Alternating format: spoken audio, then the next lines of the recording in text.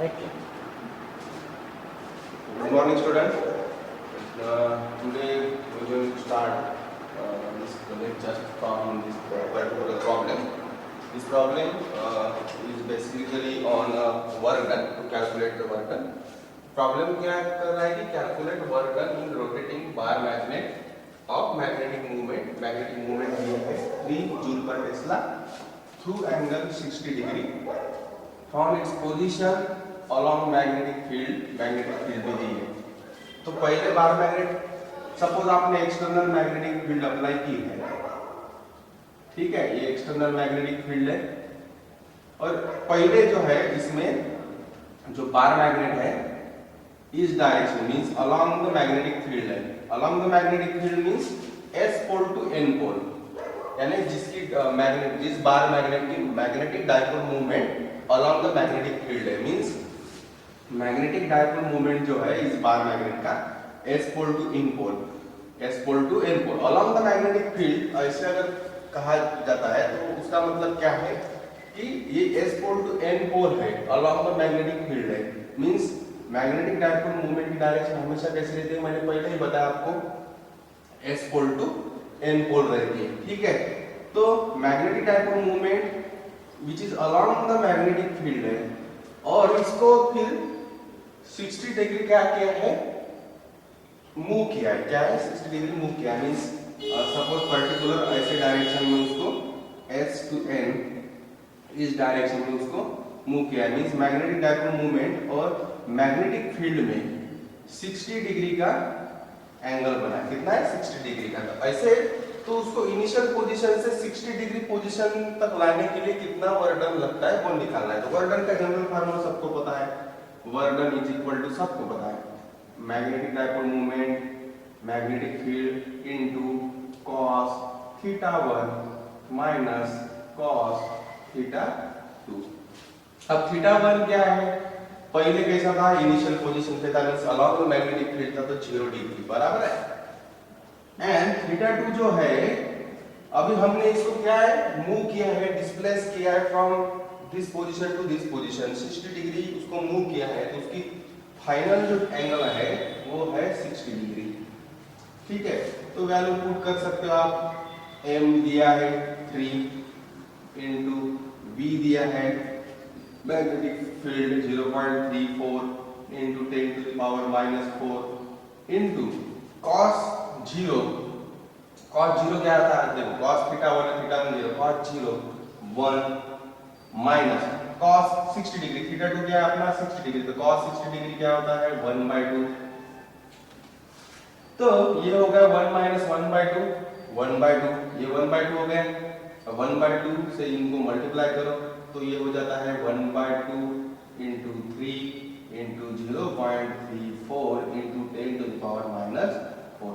इनका अगर आप कैलकुलेशन करते हो तो इसका आंसर आता है 5.1 into 10 to the power -5 joule. इतना वर्क डन लगता है यहाँ से यहाँ तक मूव करने के लिए, बार मैग्नेट को इनिशियल से 60 डिग्री तक मूव करने के लिए in the presence of this field. इस फील्ड में, इतनी फील्ड स्ट्रेंथ में, मैग्नेटिक फील्ड स्ट्रेंथ में आपको इनिशियल पोजीशन से 60 डिग्री मूव करने के लिए इतना वर्क डन लगता है, ठीक है। This is the final answer. So calculate करो और ये आंसर निकालो आप, ठीक है। अब बेसिक जो कंसेप्ट है आज मैं पढ़ाने वाला हूँ वो है magnetic lines of field, magnetic lines of field, magnetic lines of magnetic field आपने पढ़ा है, magnetic force of lines.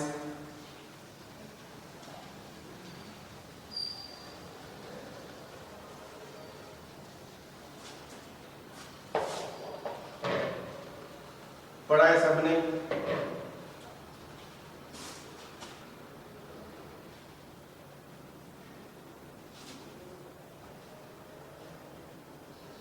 Lines of magnetic field, magnetic field पढ़ा है आपने। इसके बारे में थोड़ा बेसिक आपको बताना है, क्योंकि इस पे ही मैग्नेटिक फील्ड की डायरेक्शन, स्ट्रेंथ हम पहचान सकते हैं कि क्या डायरेक्शन है। अगर पर्टिकुलर पॉइंट पे बार मैग्नेट है और पर्टिकुलर पॉइंट पे आपको अगर मैग्नेटिक फील्ड निकालना है, उसकी स्ट्रेंथ क्या है उस पॉइंट पे, और वहां पे उसकी डायरेक्शन क्या है मैग्नेटिक फील्ड की, वो जानने के लिए लाइंस ऑफ मैग्नेटिक फील्ड आपको पता होना चाहिए। ठीक है, तो जनरली जो बार मैग्नेट है उसको दो पोल रहते हैं, बराबर है, N pole and S pole. तो पहली प्रॉपर्टी ऐसी है कि this lines of force of magnetic field, this lines of force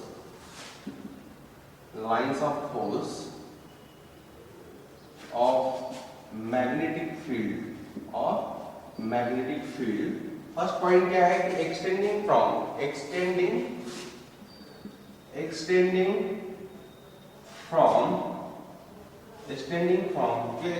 through, ऐसा भी कहा तो भी चलता है, extending through body of magnet.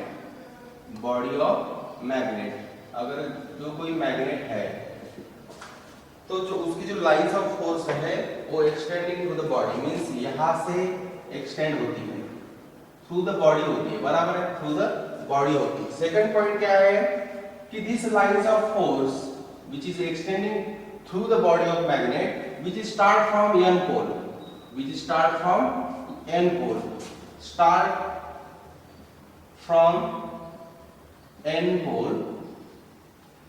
and end at s pole,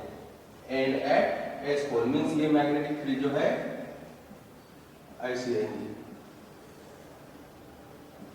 ठीक है, ये पढ़ा है हमने, फिर भी लाइंस ऑफ फोर्स के डेफिनेशन में हमें आज पढ़ना है। ठीक है, थर्ड पॉइंट जो है, अगर कोई पर्टिकुलर रीजन है, एक मैग्नेट है, बार मैग्नेट हो या कोई भी मैग्नेट हो, उसके अराउंड जो रीजन है, तो किस रीजन में फील्ड की स्ट्रेंथ ज्यादा है, किस रीजन में फील्ड की स्ट्रेंथ वीक है, वो हम लाइंस ऑफ फोर्स से डिनोट कर सकते हैं। जनरली लाइंस ऑफ फोर्स जो है वर्चुअल कंसेप्ट है। कौन सा कंसेप्ट है?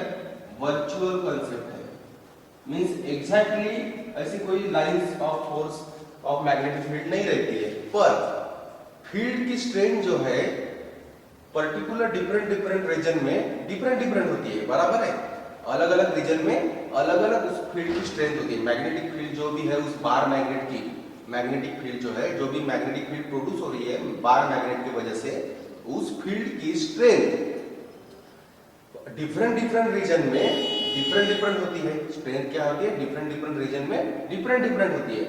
तो स्ट्रेंथ हम पहचाने कैसे कि स्ट्रॉन्ग कहाँ पे, वीक कहाँ पे, तो वो इंडिकेट करने के लिए हम लाइंस ऑफ फोर्स का कंसेप्ट यूज करते हैं। ठीक है, that is not exactly present.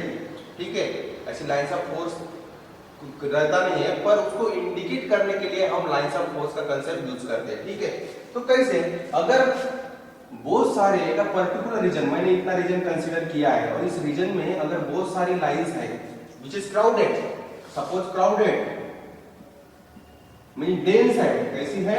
Dense है, तो सपोज समझ लेना कि उस पॉइंट पे मैग्नेटिक फील्ड स्ट्रांग है। कैसी है? मैग्नेटिक फील्ड स्ट्रांग है। अगर किसी पर्टिकुलर पॉइंट पे, अगर मैंने इस पॉइंट पे निकालना है और इस पॉइंट पे अगर लाइंस ऑफ फोर्स रेयर है यानी क्राउडेड नहीं है, तो इस पर्टिकुलर पॉइंट पे मैग्नेटिक फील्ड जो है वो कैसी रहती है? वीक रहती है। कैसी रहती है? वीक रहती है, बराबर। यानी फोर्थ पॉइंट जो है स्ट्रॉन्ग एंड वीक का है।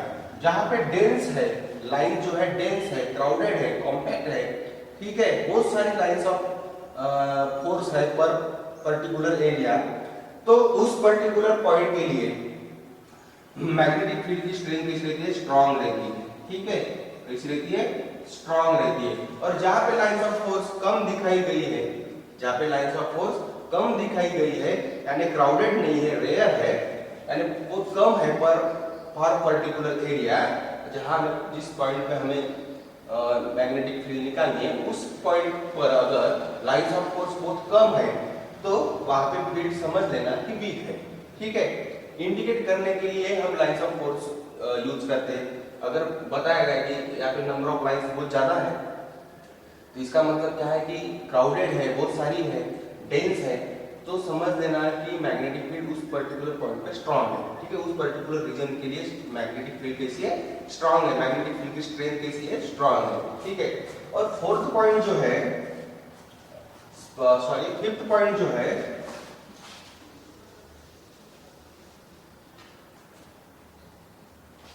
कि जो लाइंस ऑफ फोर्स जो है, ये जो लाइंस ऑफ फोर्स है एक दूसरे को कभी भी इंटरेक्ट नहीं होती है। ये लाइंस ऑफ फोर्स जो है, lines of force never interact और इंटरसेक्ट, इंटरसेक्ट वर्ड यूज करो, intersect, never intersect to each other, एक दूसरे के साथ इंटरसेक्ट नहीं होती है, ठीक है, एक दूसरे को पैरेलल रहती है, ठीक है, या एक दूसरे के नजदीक रहती है, बहुत सारे यानी आप नजदीक रहती है तो समझ लेना कि वो बहुत ही स्ट्रॉन्ग फील्ड है, यानी डेंस है, मींस एक दूसरे को बहुत ही नजदीक है। लाइंस ऑफ फोर्स अगर बहुत ही क्लोज्ड है, ठीक है, लाइंस ऑफ फोर्स अगर एक दूसरे को बहुत ही क्लोज्ड है, इसका मतलब क्या है, वो डेंस है, इसका मतलब क्या है, वहां पे मैग्नेटिक फील्ड स्ट्रांग है, ठीक है। पर ये लाइन कभी भी एक दूसरे को इंटरसेक्ट नहीं होती है, कैसे इंटरसेक्ट नहीं होती है, ठीक है, ये पॉइंट ध्यान में रखना है आपको। और 6 पॉइंट जो है, dilate this magnetic lines of force, dilate laterally, dilate laterally and contract longitudinally,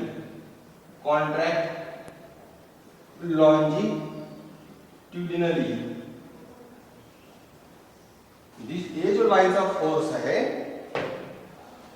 ये डायरेक्ट लैटरली एंड कॉन्ट्रैक्ट लॉन्जिट्यूडनली। और 7 जो पार्ट है, which is depend upon the similarity between the electric lines of force and magnetic lines of force।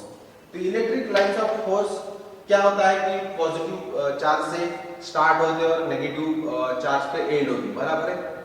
वैसे ही magnetic field भी N pole से start होते हैं और एस पोल में एंड होते हैं। पर magnetic field lines of force में और इलेक्ट्रिक लाइंस ऑफ फोर्स में थोड़ा डिफरेंस है, क्योंकि ये जो magnetic field lines of force है, ये कहां पे भी स्टार्ट नहीं होती और कहां पे भी एंड नहीं होती है, ठीक है, क्योंकि हर एक बार मैग्नेट कपल में उसके पोल कैसे रहते हैं, कपल में रहते हैं, पेयर में रहते हैं, ठीक है। तो वो वहां से ही स्टार्ट होती है और वहां से पहले एंड होती है, मींस वो कर्ल पाथ फॉलो करती है। कौन सा पाथ फॉलो करती है, कर्ल यानी सर्कुलर पाथ फॉलो करती है, not exactly circular but it is a curl path follow करती है, ठीक है। जैसे अभी पॉजिटिव चार्ज और इलेक्ट्रिक फील्ड के बारे में बोला, तो पॉजिटिव चार्ज से स्टार्ट होती है electric field lines of force electric field की, और नेगेटिव चार्ज पे एंड होती है। पर यहाँ पे देखो ये स्ट्रेट लाइन है, यहाँ पे कैसी है, स्ट्रेट लाइन है, यहाँ से स्टार्ट हुई यहाँ पे एंड हुई।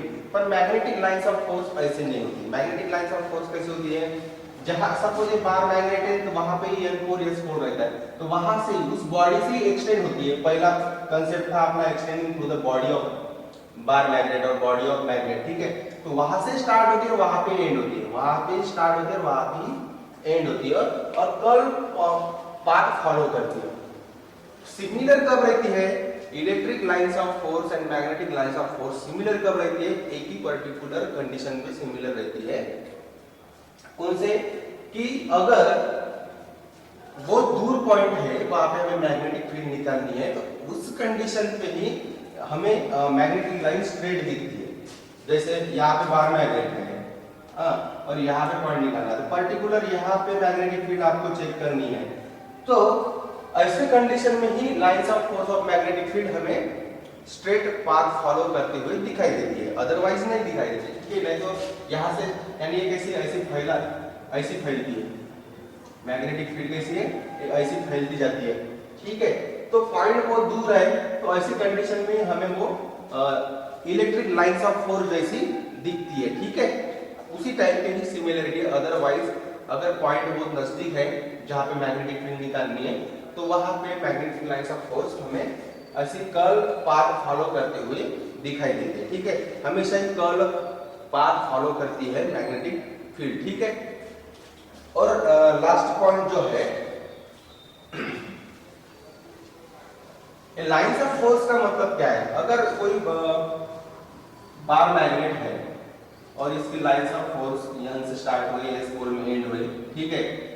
तो जो सपोज मैंने यहाँ इस पॉइंट पे अगर मैग्नेटिक फील्ड निकालनी है, यहाँ पे मैग्नेटिक फील्ड प्रेजेंट है, इस बार मैग्नेट से जो भी फील्ड प्रोड्यूस हो रही है यहाँ पे, क्योंकि इस पॉइंट पे इंटरसेक्ट हो रही है, इंटरसेक्ट मींस इस पॉइंट पे इंटरसेक्ट हो रही है ये लाइंस, बराबर मींस यहाँ पे मैग्नेटिक फील्ड प्रेजेंट है। इस बार मैग्नेट की वजह से जो प्रोड्यूस हो रही है मैग्नेटिक फील्ड यहाँ पे प्रेजेंट है। इस पॉइंट पे डायरेक्शन क्या होगी मैग्नेटिक फील्ड की, तो वो कौन बताता है, tangent, tangent two point of lines.